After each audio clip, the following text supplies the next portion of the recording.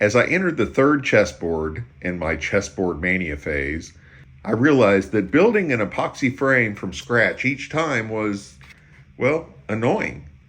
So I built an HDPE frame to ease my building process for the remaining builds. I thought I'd share it with you here. You can build this mold in whatever size you want and use it for chessboards, serving boards, charcuterie boards, or any other epoxy-based project. Hope you find the video useful, and welcome to Howdies.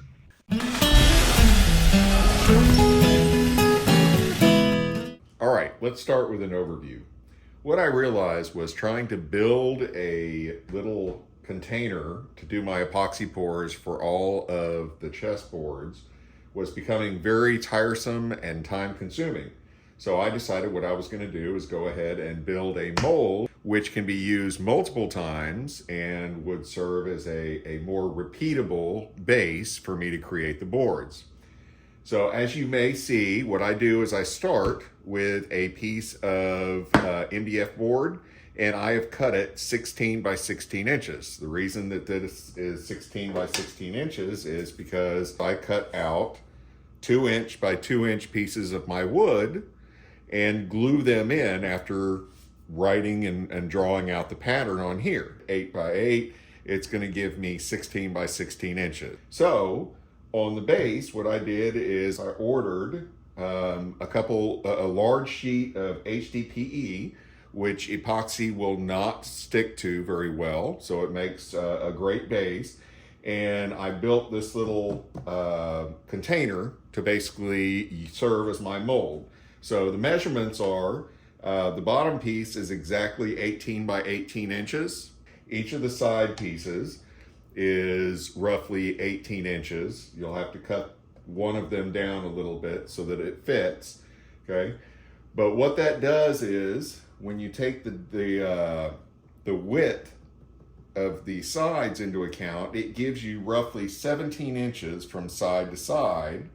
So when you put your 16-inch board in, and then you add all the epoxy into it, you get a nice color of about a 1/2 inch all the way around on all 4 corners. The very last sides you leave loose, that way you can add it in, and whenever you're done and ready to pull the board out, you can knock this piece off and pull the board out this way.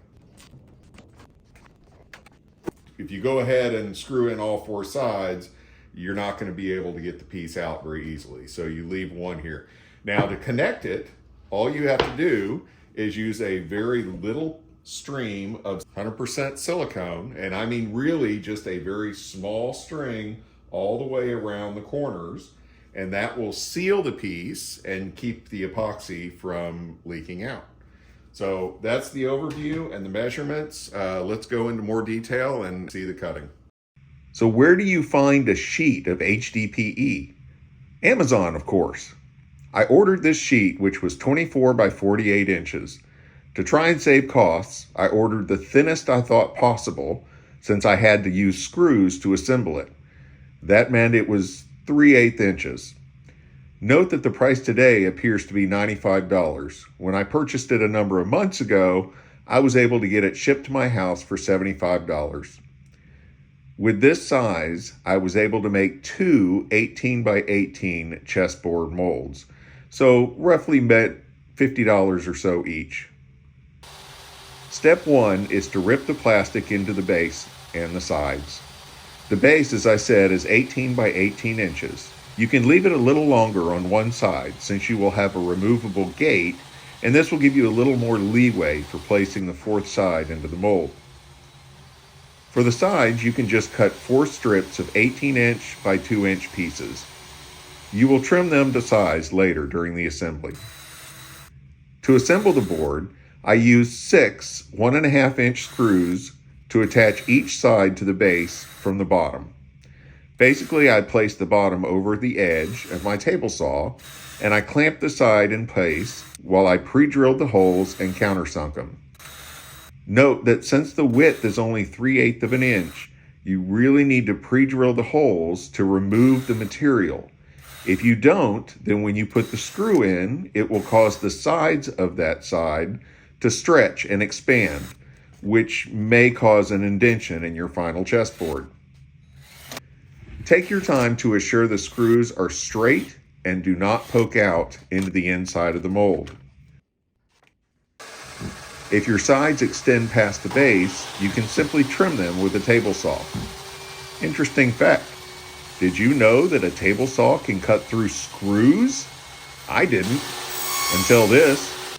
Oops. Make sure your screws are not where you were trimming. I think it's good to remind my 75 followers, thanks by the way, that I'm not an expert yet, and any mistakes where you can still count to 10 on your fingers is just an opportunity to learn. Okay, back to the mold. As you can see from the bottom view, 6 screws per side was plenty. In order to secure the sides to each other, I used 2 additional screws on the edges. Once your 3 sides are attached securely, you can trim the final side, which is the removable gate, to the correct length. Make sure that it is a snug fit, but not so tight that it's difficult to remove or that it causes the piece itself to bend. As preparation for using the mold, you'll need to add some silicone to the insides of the mold.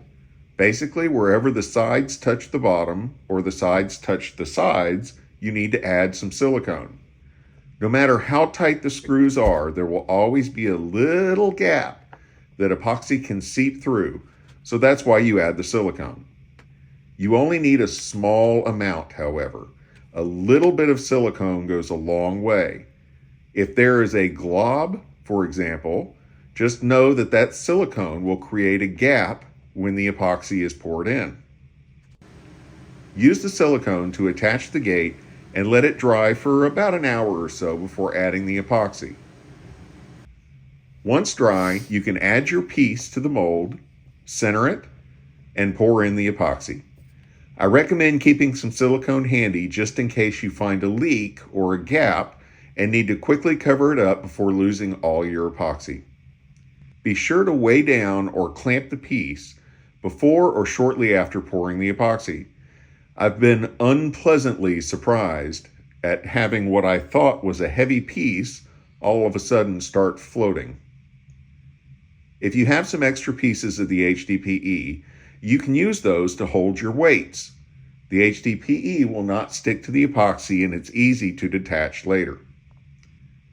Once the epoxy is dry, use a soft mallet to remove the gate.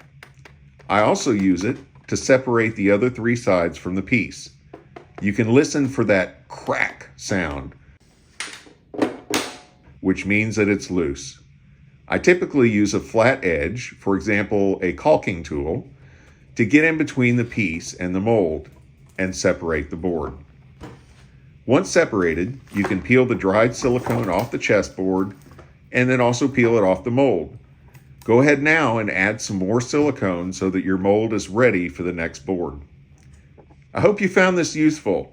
I'll be back to building videos shortly, but thought since you will see these molds in the next 2 to 3 or 15 videos, I'd take a second and explain what they were and how I built them. Thanks for watching, and please feel free to comment, like, and subscribe. See you soon.